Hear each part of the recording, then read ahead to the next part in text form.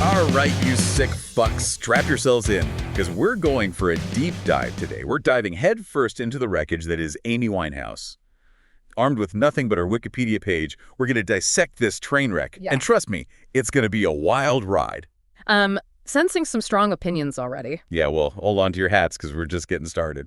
Well, it's true that Amy Winehouse's story is undeniably captivating. It's a whirlwind of raw talent, very public struggles, and a legacy that continues to fascinate people even today. Captivating is one way to put it, I guess. More like a goddamn public meltdown everyone just had to gawk at. But hey, the bitch could sing. Care for that. So first things first, let's talk about Back to Black. 2006, this album drops, and bam, it explodes on the charts. Jazz, soul, pop, she threw it all in a blender and hit him with this sonic cocktail that got the whole world wasted. What do you think? Well, Back to Black wasn't just a success. It was a cultural phenomenon. And it wasn't just the retro sound, although that Motown vibe definitely struck a chord with a lot of people. It was her raw, almost painful honesty that really resonated with listeners. Let's be real. How many pop princesses are out there singing about rehab and messed up relationships with that kind of grit? Right. She was all about that raw, unfiltered reality, not some Disney-fied bullshit. Exactly. And the industry ate that shit up. 5 Grammys in 2008, Record of the Year, Song of the Year for Rehab. Talk about irony, eh? Yeah, it was a truly historic night, that's for sure. But it also sparked a huge debate about the Grammys themselves. Were they rewarding talent, or were they just turning a blind eye to her very public struggles, maybe even glamorizing them? It's a tough question. Can we separate the art from the artist, especially when the artist is self-destructing right in front of us? Who the fuck cares? The music's good, that's all that matters, right? But yeah, those demons were definitely nipping at her heels big time. Addiction, mental health issues, the whole 9 yards. And the paparazzi were all over it, documenting every stumble like vultures picking at a carcass. It's crucial to understand that she wasn't just another stereotypical troubled star. Amy was actually diagnosed with emphysema, a serious lung disease, for those who don't know, and she suffered from manic depression, a condition that can cause extreme mood swings. This wasn't just a case of someone partying too hard. This was a woman battling some very real and very serious demons. Okay, so the bitch was sick. Doesn't really excuse the shit show, but yeah, it adds a bit of context. Absolutely. Speaking of context, let's not forget the grand finale. 2011, dead at 27. Alcohol poisoning. Another member of the infamous 27 Club. Predictable, tragic, and honestly not that surprising. Her death really did shake the world, there's no denying that. It sparked this global outpouring of grief, a massive spike in her album sales, and, of course, the inevitable comparisons to the 27 Club. It forced people to confront the uncomfortable reality of fame's dark side, the pressure, the scrutiny, the constant demand for more. It can absolutely chew people up and spit them out. Yeah, and Amy was prime meat for that grinder. Yeah. But hey, at least some good came out of this whole mess, right? The Amy Winehouse Foundation, for example, they're out there trying to save other kids from going down the same path. Maybe that's her redemption, who knows? The foundation is definitely a significant part of her legacy, focusing on preventing drug and alcohol misuse among young people.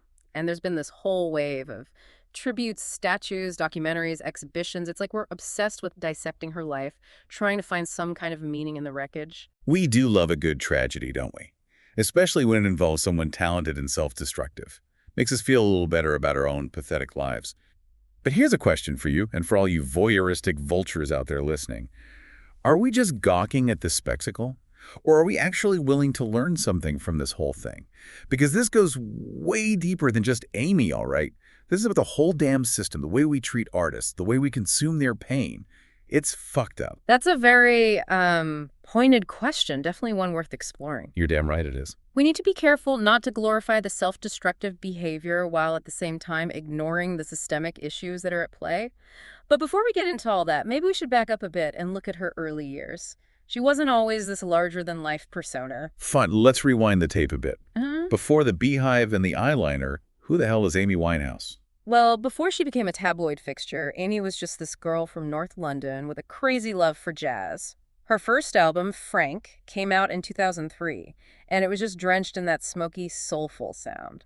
So she was all about that jazz life before she went full-on retro soul diva. Yeah, critics absolutely loved it, but it was more of a slow burn compared to the explosion of Back to Black. Makes sense, I guess. The bitch had pipes. Gotta give her that. Oh, her voice was incredible, absolutely. But it was more than just technical skill, you know? There was this emotional depth of vulnerability that really drew you in. And her lyrics, forget about it. She wrote with such raw honesty, it was like reading her diary.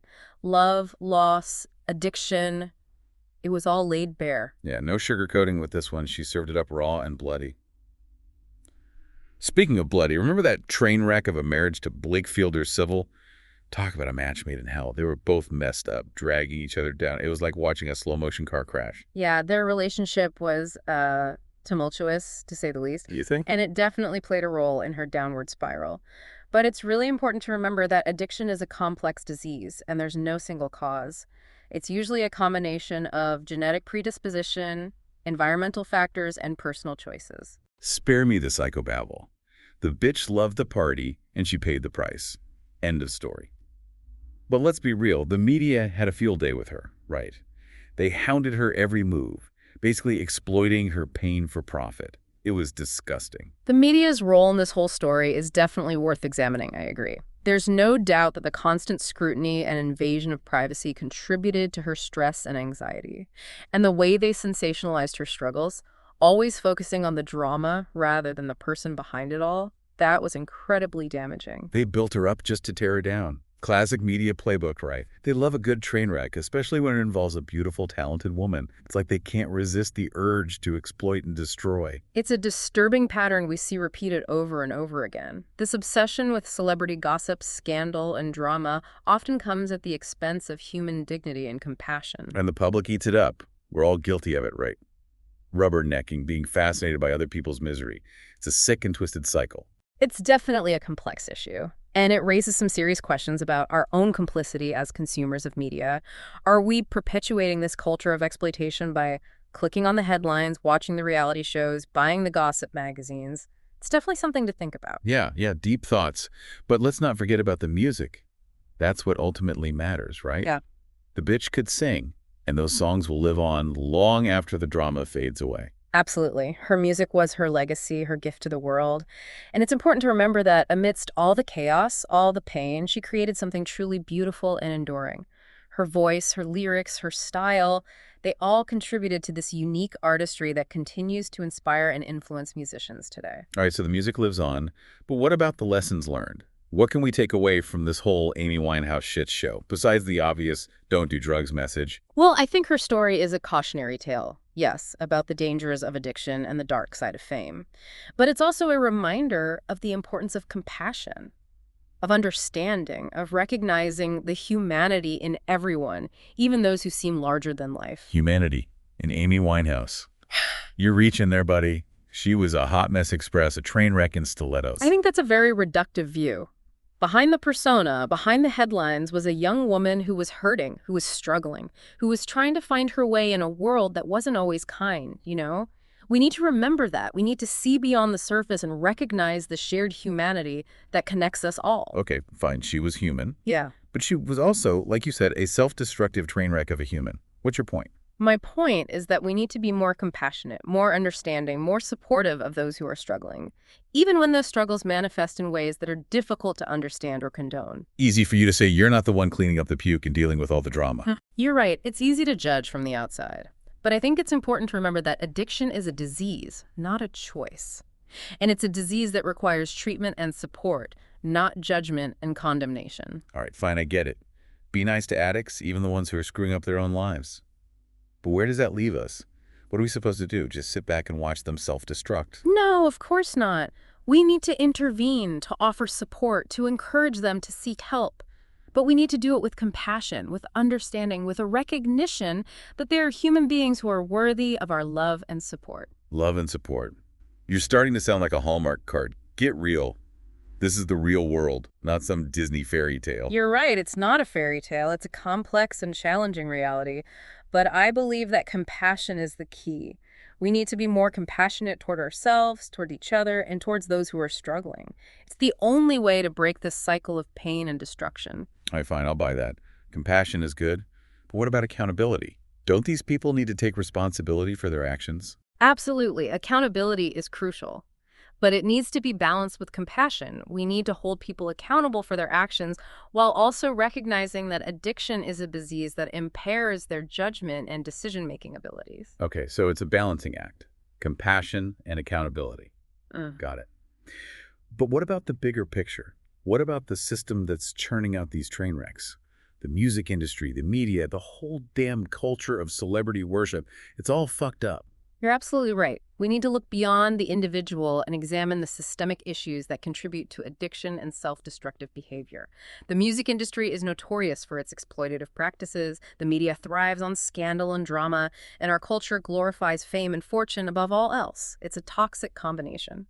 So what's the solution? How do we dismantle this monster? It's not going to be easy. It's going to require a shift in consciousness, a change in values, a commitment to creating a more humane and compassionate society. We need to start by challenging the status quo, by speaking out against injustice, by supporting organizations that are working to create a better world. All right, you vultures, back for the grand finale. Good, because we're about to wrap up this autopsy of Amy Winehouse's life. We've dug through her rise, her fall, the music, the madness. Now it's time to figure out what this whole goddamn mess actually means.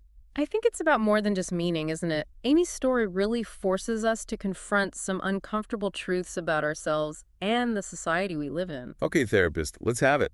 Lay your wisdom on these poor souls. It's not about wisdom, really. It's about observation. We celebrate artists like Amy, we consume their art, but how often do we truly see the person behind the persona? The pain, the struggle, the insane pressure cooker of fame. Yeah, fame. That bitch will chew you up and spit you out. Yeah. And we just lap it all up, don't we? The drama, the scandals, the downfall, it's all part of the entertainment. Well, that's a pretty cynical view, but it does hold some truth. I think we need to take a hard look at our own roles in this system. Why are we so fascinated by these celebrity train wrecks? What does it say about us? Don't get all philosophical on me. It's simple. People love a good shit show. It's entertainment, pure escapism, and let's be real, Amy provided plenty of both. But at what cost? Her life, her well-being, the immense cost to those who loved her. Hey, she wasn't some innocent lamb led to the slaughter. She made choices, and they were bad ones, over and over again. Can't blame the whole world for her self-destruction. I'm not blaming anyone. I'm advocating for a more nuanced understanding of the situation. Yes, she made choices, but those choices were often made under the heavy influence of addiction. It's a disease, remember. It warps your judgment. It hijacks your brain. Okay, fine. Addiction's a disease. We've established that. But where do we go from here? How do we prevent another Amy Winehouse from burning out right in front of our eyes? It starts with awareness, with education, with dismantling the stigma that surrounds mental health and addiction. We need to create a culture where it's okay to ask for help, where vulnerability is actually seen as strength, not weakness. So more therapy, more rehab, more let's hug it out bullshit. It's a lot more than just hugging it out. It's about providing resources, creating support systems, and early intervention. It's about recognizing the warning signs of addiction and mental health issues and taking action before it's too late. And what about the music industry?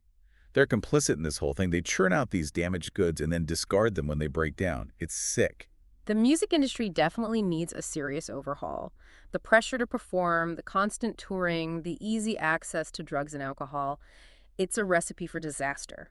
We need to demand more accountability from them, more support for artists' well-being, more focus on long-term sustainability rather than just short-term profits. Yeah, good luck with that. The industry's a machine, you know, it's fueled by money and greed. Doesn't change overnight. Maybe not overnight, no. But change is possible. It starts with awareness, with us demanding better, with supporting those artists who actually prioritize well-being. We have a voice, and we absolutely need to use it. Okay, I'm fired up. Let's burn it all down. But before we unleash the revolution, let's wrap this up.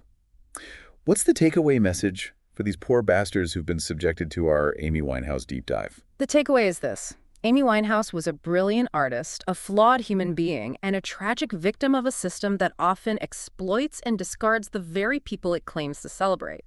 Her story is a wake-up call, a reminder that we need to be more compassionate, more aware, and more proactive in demanding a better world for artists, for ourselves, for everyone. Damn, that's almost poetic. I think you're getting soft on me. Yeah. But fine, I'll allow it. So, there you have it, you degenerates. We've dissected Amy Winehouse's life and legacy. Hopefully you've learned something along the way. Maybe you'll even be inspired to actually do something about it.